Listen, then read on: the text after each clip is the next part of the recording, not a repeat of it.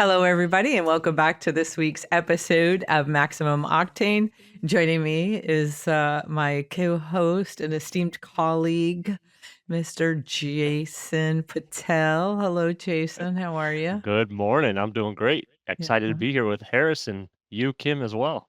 We work here all the time together, and it's like we don't see each other and don't have, and it's kind of funny. So it's I spend more time with him now on here than anything Right? else. And joining us today, I have a guest we're pretty excited about, and that's Harris Fanaroff, and he does something a little bit different, I think, than most people think about. The social media today and online presence is everything, and one of the biggest I think opportunities that people don't take advantage of is LinkedIn.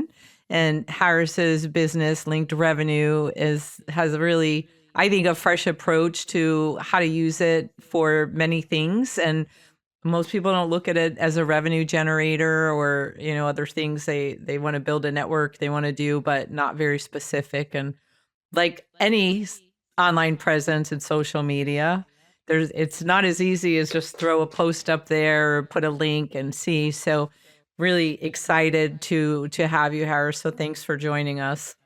Thanks so much for having me. I'm excited to do this with you. And one of the things I just have to comment on, if you go on his profile, and Harris will have all the links in the bio for you, is the Commanders picture. We're all big sports fans, at ATI. Most of our conversations somehow the podcasts end up on whatever sport season it is in the game.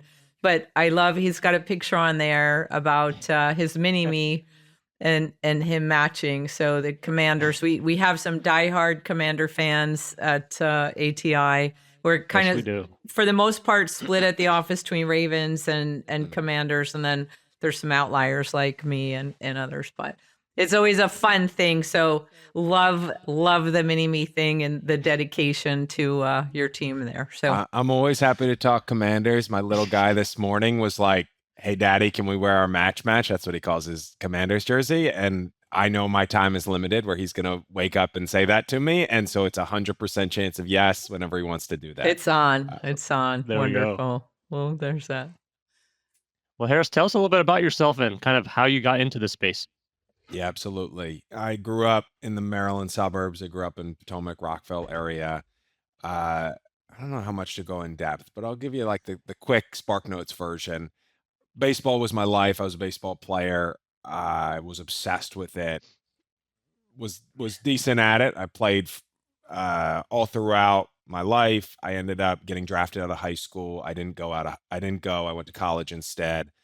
I got something called the Yips in college, which, if you're familiar as a baseball player or athlete or golfer, is pretty brutal. And that ended my baseball career. And so after I stopped, I did really struggle with some, honestly, just like identity issues around that. And sorry to get deep here quickly, but I think it's interesting No, for the it's story. something that Good. faces most business owners at some point in their life. Right. Right. And it goes into my entrepreneurial story. And so I stopped playing because I hated it, honestly, which was ironic for something that took over my whole life. And so I got a job out of college and it was fine. I was cold calling, I was cold emailing. It was relatively tough. And I said, "Hey, if I'm going to be cold calling and cold emailing chief financial officers or provosts or my whole life, this is going to be a tough life. I need to figure out what I want to do instead." And so I went out and I talked to anybody that would have a conversation with me.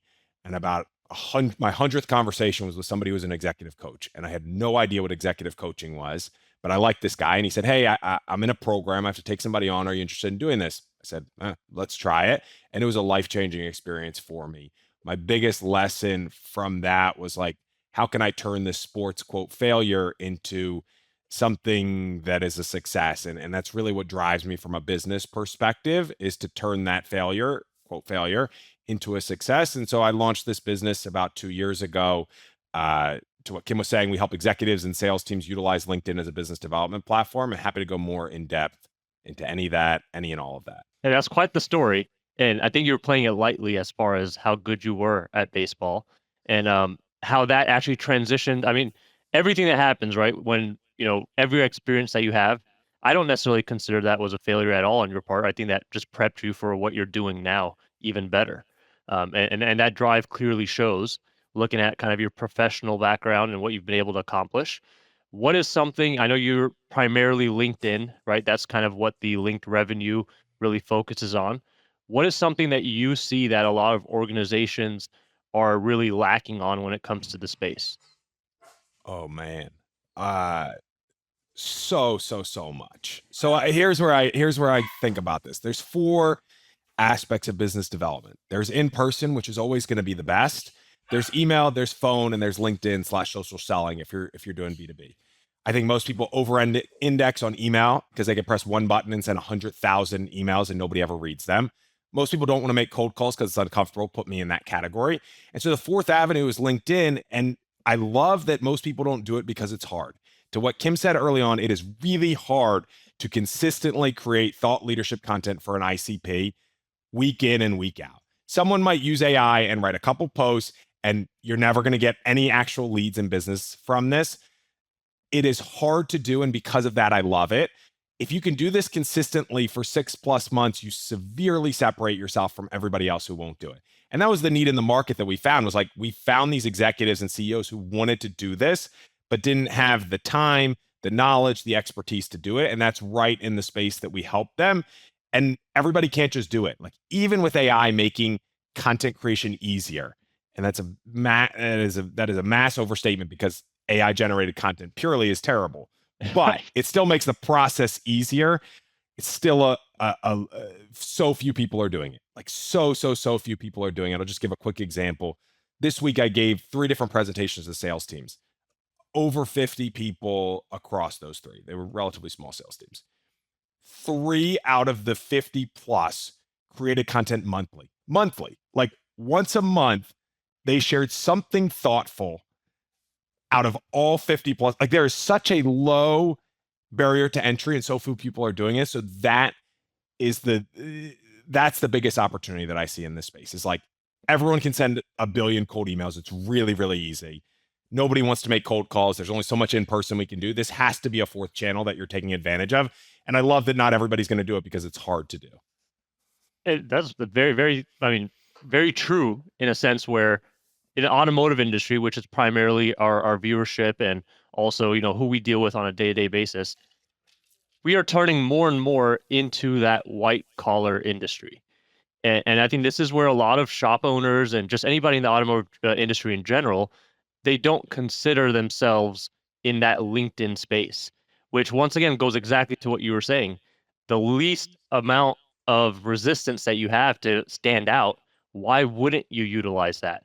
And I think that's something that's a big opportunity for a lot of shop owners and even small business owners, for that matter, from a recruiting standpoint, from a networking standpoint, and most of all, from an SEO standpoint. LinkedIn spends so much money on, as far as SEO goes, being able to be searchable, indexed by Google. I mean, if you look up someone's name, if they have a LinkedIn profile, that LinkedIn profile is gonna pop up in the top 3. You're exactly right. Your automotive executives, clients are on LinkedIn. I mean, they are.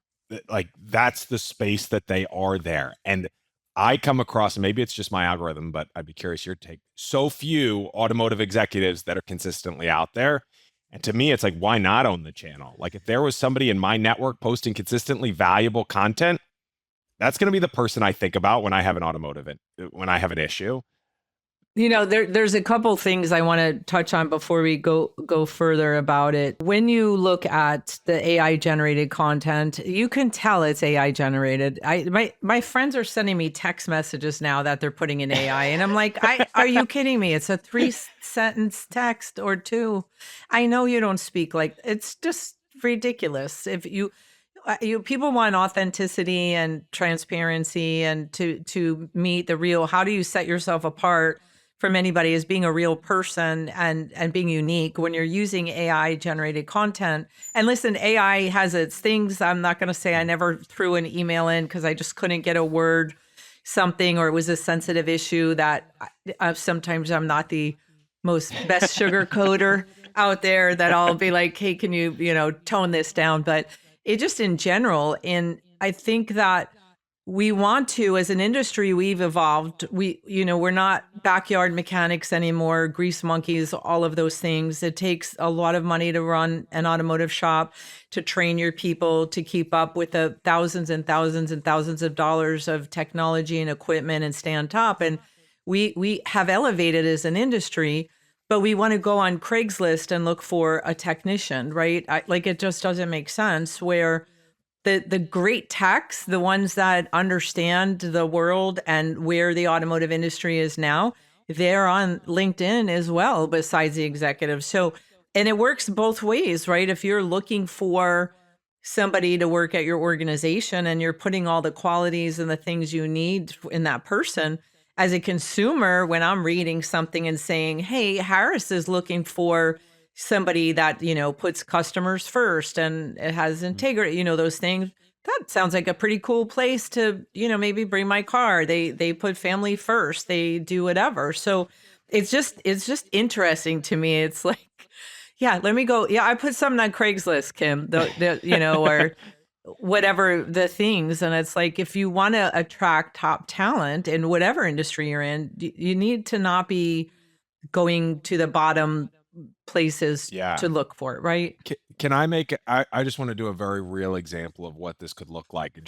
I'm going to give everybody the blueprint on what to do. As long as you're not going to say to use Craigslist, I'll let you No, know. Okay. Craigslist. Like if you're the CEO or founder of an automotive business in Gaithersburg, Maryland, there is such an opportunity. There are so few people who are trying to get at your ICP, your ideal customer profile, utilizing LinkedIn, and your clients live on LinkedIn. Like your business owners, the people who you're trying to get after. Create thought leadership content. Talk about what's going on at your shop. Share once a week something interesting going on. Highlight the people. Highlight why you care. Highlight the work that you guys are doing. Do that. Connect with every executive in Gaithersburg, Maryland. Like you want all of those people to know about your shop. That is your goal from a marketing perspective. None of your competition is connecting with all the other CEOs and executives in Gaithersburg, Maryland. And when some accept, send them a nice, friendly message. Hey, Harris, great to connect with you. If we can ever do anything to be helpful for you, happy to talk. Like nobody is doing this. Nobody in the automotive space is doing this on a consistent basis. Like to me, that is a massive, massive, massive opportunity. Create content, connect with people who will buy from you, send a nice, friendly message that, oh, now when I have an issue, that's the first person that I'm going to think of rather than let me Google it, let me ChatGPT. Like there's already some type of relationship. You do 50 of those a month. You do that over a year. We're talking about hundreds of people that now know about you that never would have known about you. To me, that is just such a missed opportunity. Well, let me build off of that for a second too, because one thing that we tell a lot of shop owners, and whether you're in the automotive business, any business for that matter, every business that's in a service-based business, or even product for that matter, your goal is to replicate your top 25% of your customer base. Whatever that top 25% looks like, whether it's ARO based, whether it's frequency based, whatever that is, you want to replicate that and replace your lower 25 with the top 25. If you continue to do that cycle, before you know it, your whole customer base is your ideal customer profile. Now, to build off of that, your top 25% of your customer base is going to be on LinkedIn in some fashion, some capacity, whether they're in the automotive space, whether they're in a completely different space. So exactly what Harris said, building that network.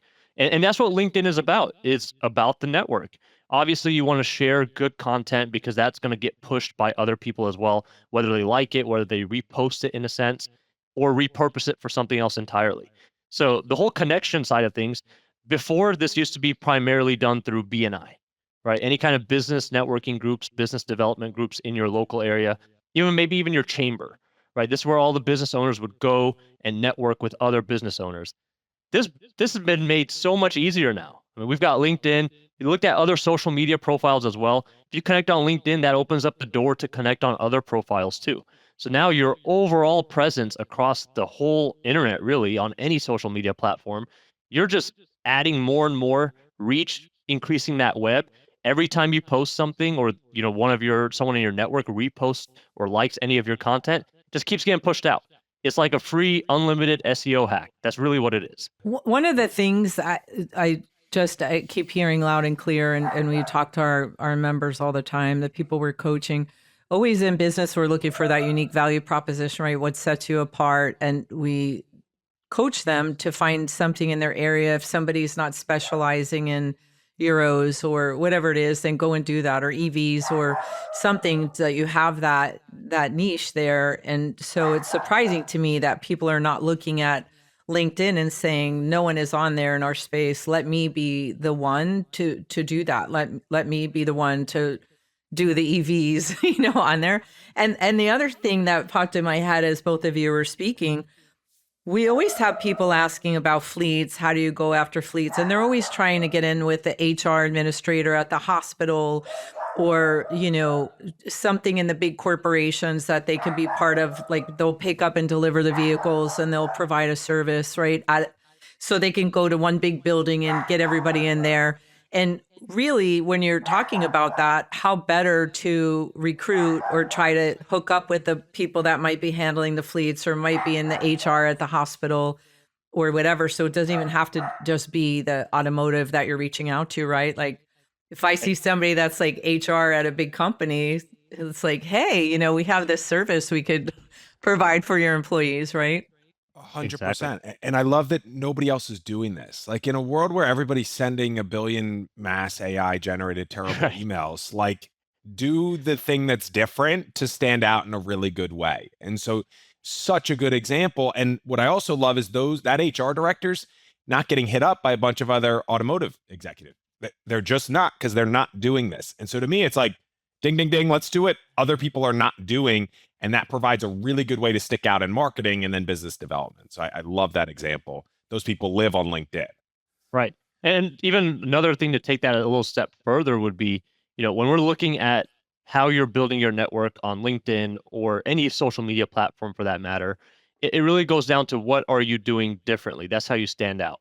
And most automotive businesses at this point are doing something on all the regular platforms, on Facebook, Instagram. Surprisingly, even TikTok is starting to pick up finally. We've been talking about it for like 5 years now, to like, you should do something before other people do it. But guess what? Everybody else is already doing it now. But LinkedIn, still untapped. The connection side of things, it is made for people that are not looking for entertainment. They are looking more for connection and how can we network and build a better relationship through business or whatever it might be. So that is the platform that is not just primarily entertainment based. You put on a business hat when you go on LinkedIn, and you put on I'm just going to mindlessly scroll hat Right. when you go on Instagram. Like, just as Exactly. the two main, it's just such a different mindset. I mean, every time somebody walks into your spot, every time someone walks into your store, like, and you track that information, your executive, your CEO should be connecting with that person, because you want to be like reminded that you want them to be reminded of you. Like, when they have that next issue, you might go to 5 different shops, but like, how many of the CEOs are like connecting with you and then you're being reminded of? Zero. So like, how can you do? It's a great way to stay top of mind in a world where it's really hard to do that. When that problem comes up, they are thinking of you when none of your competition is doing it. Like, from a retention new business perspective. And you're not bombarding them with emails and text Right. messages saying, hey, we just got an opening tomorrow at 10. Harris, can we get into a little bit about how Jason just loves when I say this, how the sausage is made?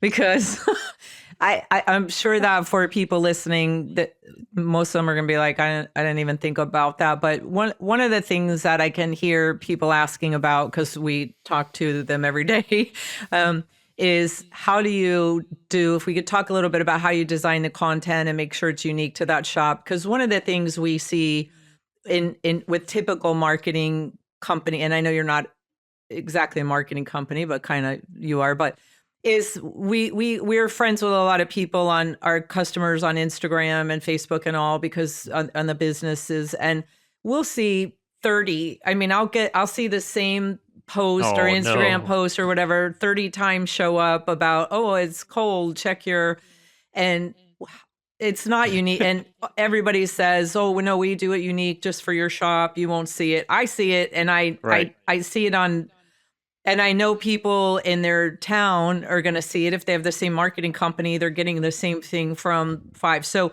can you talk a little bit about how you keep it unique? Because I think you really have a great approach, and you put a lot of research into what you do. So can you explain that process a little bit and how you do that? 100%. And I recognize with what you're saying that that's not differentiated.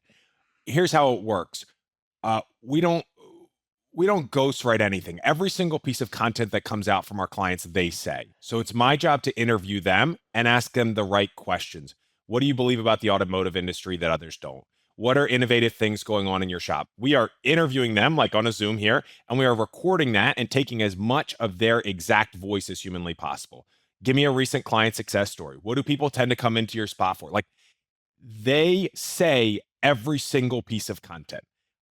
I it should be completely different what Jason says versus Kim versus Bobby versus everybody is different. Every one of our clients is completely different in the content creation that they do. And that is a critical aspect because at the end of the day, people buy from people. And I want Kim's unique view that's different from Jason's. And it's our job to ask the right questions. They say it. AI can be used to record it. I love AI from like a recording. Let me take Jason's exact voice and how he talks. That's how we use AI is to record that conversation. And exactly how Jason talks is what I want this content to look like. And that's going to be very different than what everybody else says. So how we create the content is an interview. If we're local, then we might come by, take some pictures that way. Like other people do that, but like I want Jason's overlay around what's going on or that unique person on their team that he wants to call out. That's the content creation side. And that's one leg of the stool. There's three legs of the stool. One is content creation. We interview them. They say every single piece of content is part of this. The second thing is strategic networking. So we take over, we have the keys for Jason to his LinkedIn, and we will use Sales Navigator and find every executive in Gaithersburg, Maryland. And we want to connect Jason with all of those people. It doesn't have to be executive. I mean, we'd get into like, who's the most valuable person to come to your shop? And we'd use Sales Navigator, identify that. And every day we are adding those people to Jason's LinkedIn network. I'm just using Jason as our example. You're fine. Building out his network in Gaithersburg, then we go to Germantown, then we go to Rockville. Like, I want Jason to be as connected to as many people as possible in the area who could be buyers. That only matters because of number one. If we're not creating content, it's not it just doesn't really matter, but it matters because we're creating content. And the third leg of the stool is personalized direct outreach. So we will track everybody who engages with any piece of content that Jason does, or anybody who's relevant for what he is doing, and utilize that as an excuse to outreach. By the way, we're also going to grab all of his clients and make sure they're connected with him because Jason's going to be creating consistent content. They're going to see that. They're going to have a friend who says, hey, I have an automotive issue. Who do I reach out? Oh, I've been seeing this Jason guy all the time. Send him a message on LinkedIn. Because by the way, nobody else is doing this. So like, and then what we are doing is we are tracking ROI is a critical aspect of any marketing. I would push any company who just does the generic bland Happy President's Day post on Instagram to tell me what the ROI is on that, because you're not going to see any.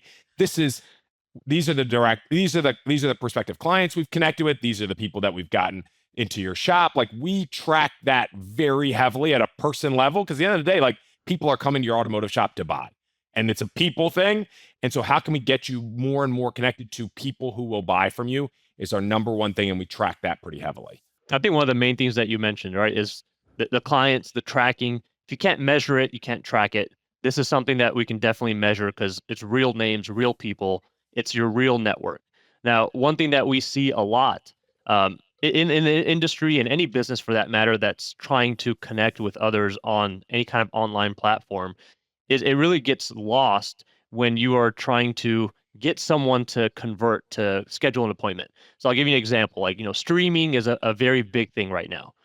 Streamers, whether it's any kind of content, doesn't matter. People that are streaming are really taking over a according to majority of the space. Facebook, every single person in the entire world is now a content creator. That is the title of every single person.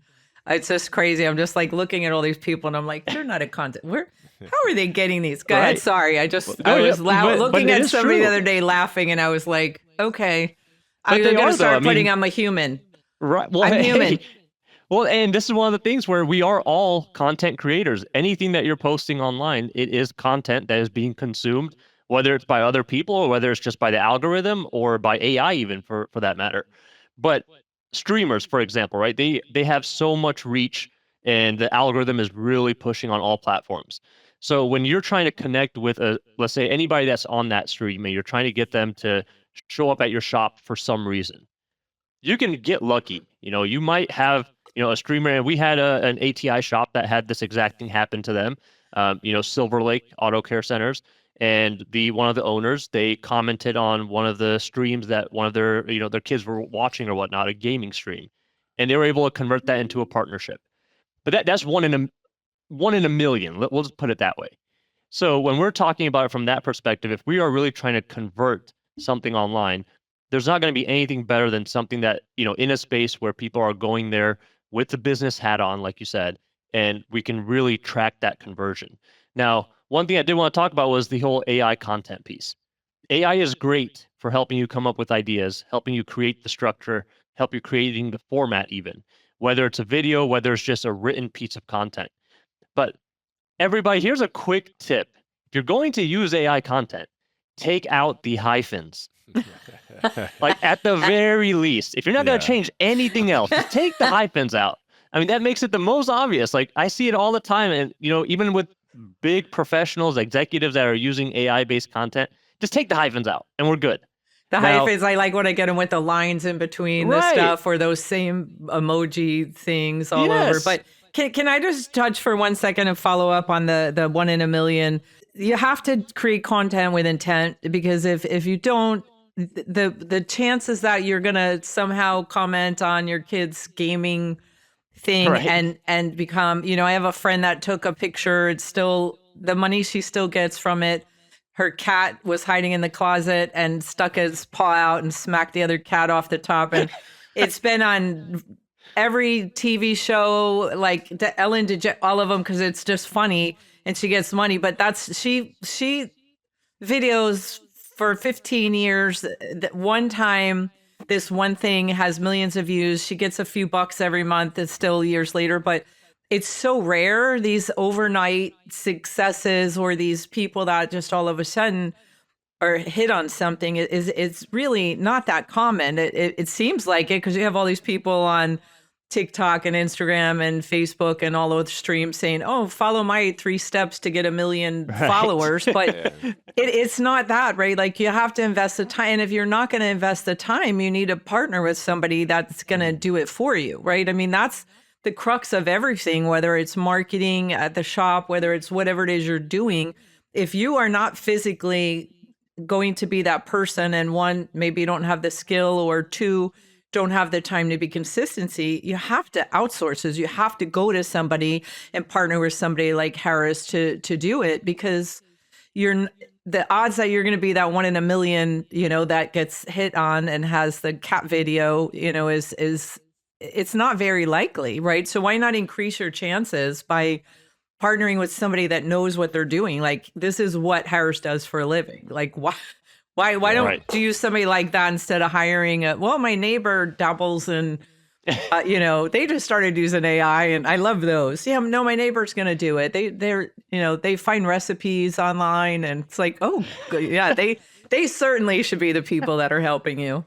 Our focus is on executive demand gen, and the word and the phrase that we own is executive demand gen. So when the CEO or one of the executives tends to bring in a good amount of the business, that's where we have a lot of success. If they believe in marketing and business development, they do something nuanced and different. Their automotive shop is doing something interesting to the world, and they have really good relationships that tend to lead to business, we're going to have success. I mean, that's like the key metrics for how we can have success. They have to be willing to put it out there what they're doing. But I think this is a blue ocean space, or whatever that term is. It's like there is so few people that are doing this, because I would imagine this isn't their strong suit to do it.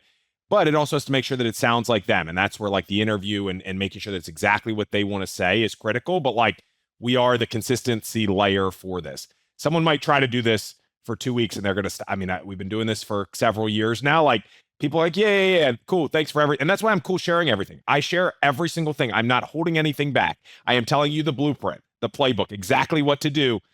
You're going to need a partner, to what Kim just said, to actually execute and do it week in and week out for 6+ months. That's where the success happens. Give this 6 months and I promise you good things will happen. If you do this on your own, you're probably going to try it once or twice and, this didn't work. Let me go try the next thing. I just think that's a critical aspect. Holy cow, I cannot believe how quickly this went by. I just want to just add to this. Think about we're humans, and we are in different moods sometimes on a daily basis, or sometimes throughout the day. So Right. I can guarantee you that there are days and times of the day that I should not be posting anywhere, kind of like friends don't let friends text drunk or whatever. I we have a joke in the office, Harris, that depending how my hairstyle is what kind of day that the my colleagues are going to have with me and how the meeting's going to go, and they're convinced when my hair's up, everybody's going to be in trouble. Uh-oh. It's not. That's certainly not that. But could you just imagine though, like from a day, you're in. Just think about it as a huge, like you're busy or whatever, you're behind deadline. Oh, I got to get that dang link thing in right now after I just somebody missed a deadline, and then you're going to be trying to write this positive, like, here, come see, when you're thinking I'm going to, do something with that person, or they're going to, like, you need that consistency, like that somebody, you know what I mean, that can filter whatever you're thinking or saying that day and do it. So I really appreciate you joining with us and kind of sharing your blueprint. And I think this is a fabulous space. And for everybody listening, no matter what business you're in or industry, and you have a quote unquote mom and pop business, which now is up to 250 employees is considered mom and pop. I can't. No way. The new stats, it's crazy. I'm Wow. like, that's a mom and pop. But no matter what, like this is the next thing. And don't be, as Jason said, now you're getting on TikTok 5 years later, it's already a done deal. We have to elevate. I think we have a responsibility in our industry to elevate it and let people understand the professionals that we are. And in any industry, any mom and pop business, you're not just a mom and pop. You're not just you are all CEOs of a business, and you need to perform that way and get that message out there. So I think Harris is great. And Harris, make sure we'll put all your contact information. If anybody wants to reach out to you, I know you're always available to help. And I just thank you so much for your time today. Jason? Well, one of the things that I really want to make sure is being driven home for everyone that's listening, watching, however you're consuming this content. Maybe we need to get on LinkedIn too with this content, but that's for another day. That's But another day. overall, Harris and right, I are Harris and I have been in conversations about it. But I mean, the thing is, if you can't measure it, if you're not tracking it, you're not really ever going to really know the results, right? And this is where it doesn't matter what you're doing, you have to be able to track it. We talk about this in any business capacity, anything that you do, you want to track it, because otherwise you're just technically wasting time. And don't wait for the opportunity to come to you when you have the opportunity to create your own opportunities. This is where a lot of businesses that, really make it, they are, they're not waiting for luck to strike. And luck will strike at some point, whether that's good or bad. That's dependent on how much work and effort you put in. So create your own opportunities. And Harris really just gave us the blueprint. Anybody that's listening, you have the upper hand. You can make this happen, whether you're doing it on your own and staying consistent, or you're utilizing a partner. So, right, as Harris said, I mean, it's, we give up very easy. It's our human tendency. If you don't see that instant gratification, that result, we tend to give up fairly quickly and put our efforts and time into something else. And this is where Harris and his team will help you do that without giving up. Well said, Jason. Harris, final words? Let me add one thing, and I think it's an interesting one. I know the space from what I've seen. The Happy President's Day from our automotive shop being posted on holidays on Instagram is never going to do anything. I mean, just being blunt and sort of rude in a way, and I don't mean that way. But try this instead. Like, founder-led, executive-led content will get people in the door and differentiate you 1,000 times, and that's probably an understatement, more than Happy President's Day from our company. This is nuanced, this is different, it's a unique way to market and to do business development. And so I would urge people to try this instead and compare the difference. And I think it will be mind-blowing in a little bit. So I appreciate you all having me on. I think there's an absolute space here for someone to do this really well, because so few are doing it. And to me, I love that from a business development and marketing standpoint. And I'm grateful for the opportunity to share some ideas with you guys today. Thank you so much. Thanks, Thank Harris. you, Jason, also. And everybody stay safe and make good choices. And we will be back. Bye-bye.